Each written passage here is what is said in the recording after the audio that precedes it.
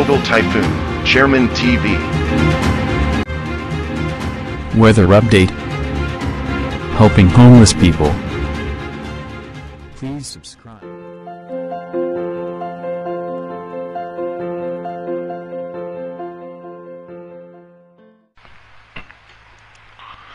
Magandang umaga po. Ito po ang latest update natin ngayong araw, July 28, 2024.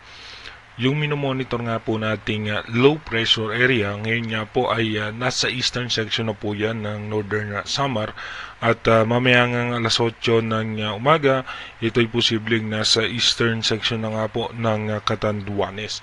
Hanggang sa ngayon nga po sa inilabas na latest update ng European Center ay mababa pa rin nga po ang tsansa nito na maging isang ganap na bagyo.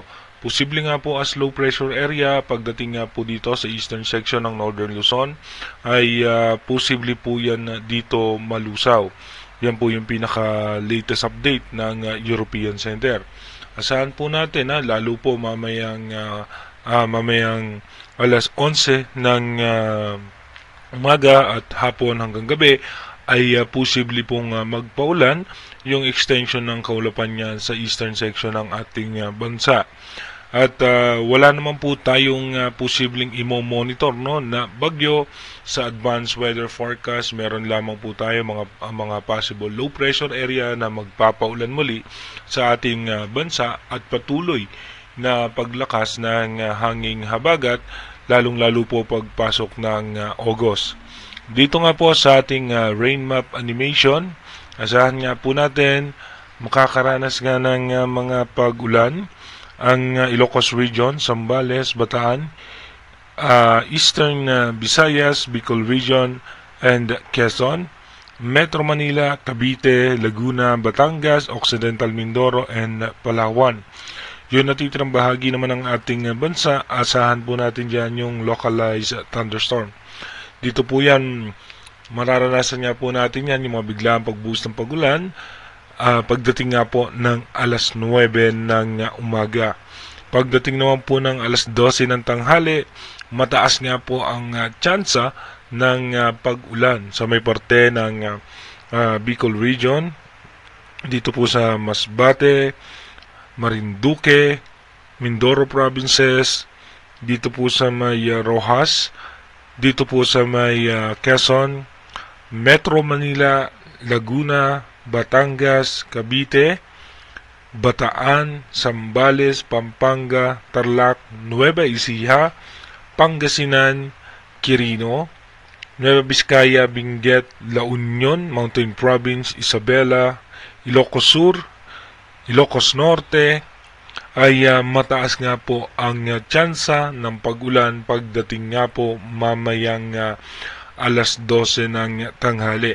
Maging dito nga po sa may parte ng Northern Samar at ilang bahagi ng Eastern Samar ay mataas din po ang tsansa ng mahina at katamtamang pag-ulan dahil po yan sa extension ng kaulapan ng low pressure area. Pagdating naman po mamayang alas 3 ng hapon, mataas pa rin po ang posibilidad na tuloy-tuloy yung mararanasan natin biglang pagbuhos ng pagulan dahil pa rin po sa extension ng kaulapan ng low pressure area at pinapalakas pa na hanging habagat. Kung mapapansin nyo dito sa ating rain map animation, halos sa buong Luzon, kasama po dyan ang Metro Manila, Bicol Region, dito nga po sa Visayas, western section ng Visayas, kasama po ang Mindoro Provinces. May mga pag-ulan na nga rin po dito sa Zamboanga Peninsula, kasama rin po dyan yung South Cotabato and Sultan Kudarat. Pagdating naman po ng alas 6 ng gabi mamaya, mataas pa rin po ang tsansa ng pag-ulan dito nga po sa Northern Luzon, kasama pa rin po ang Bicol Region. May mga katamtaman at makulimlim na kaulapan dito nga po sa may parte ng Marinduque. At sa Metro Manila ay mataas pa rin nga po yung tsansa ng mga biglaang pagbuhos na mahina at katamtamang pag-ulan.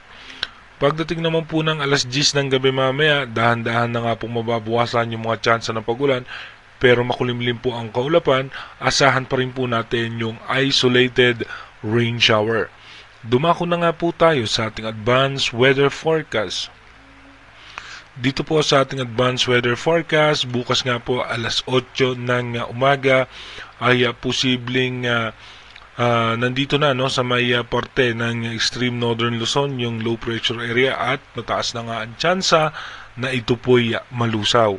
Pagdating naman ng alas 8 ng umaga ng July 30, nagkakaroon tayong panibagong low pressure area sa eastern section ng Central Luzon at mataas din ang tsansa niya na magpaulan sa hapon at sa gabi sa may buong Luzon, pero mabilis lang din po yan malulusaw. Pagdating naman ng July 31, magiging maayos at maganda lagay ng panahon sa umaga, pero pagdating po ng hapon at ng gabi, makakaranas tayo ng mga biglaang pagbuhos ng pag-ulan. Pagdating naman po ng August 1, unang araw ng Agosto, maayos at magandang lagay ng panahon, pero pagdating po ng alas 2 ng hapon, makakaranas na po tayo ng mga biglaang pagbuhos ng pag-ulan. Hanggang sa gabi nga po yan ay makakaranas tayo ng mga pag-ulan. At pagdating naman po ng August 2, mababa po ang tsansa ng mga pag-ulan sa umaga. Pero pagdating nga po ng hapon, alas 2 ng hapon, mataas ang tsansa ng pag-ulan sa Luzon, Southern Luzon, Palawan at mga isolated rain shower sa Visayas at sa Mindanao. Pagdating naman po ng August 3, by August 3 po ay maganda pa rin po ang lagay ng panahon sa umaga. Pagdating po ng alas 2 ng hapon, mataas ang tsansa ng pag-ulan hanggang sa pagdating ng alas 8 ng gabi, mataas pa rin ang tsansa ng mga pag-ulan. Pagdating naman po ng August 4, may mga tsansa po ng pag-ulan sa eastern section ng Visayas at pagdating po ng hapon, mataas naman po ang tsansa ng pag-ulan sa western section ng ating bansa.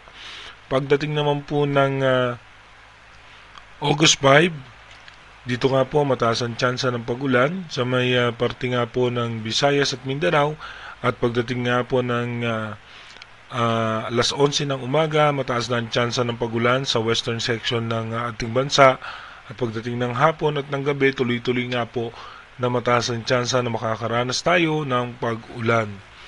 Pagdating naman po ng August 6 ng umaga, mapapansin po natin hihina yung mga posibilidad na pag-ulan, pero pagdating po ng hapon o ng tanghali, tataas ang posibilidad ng mga pag-ulan.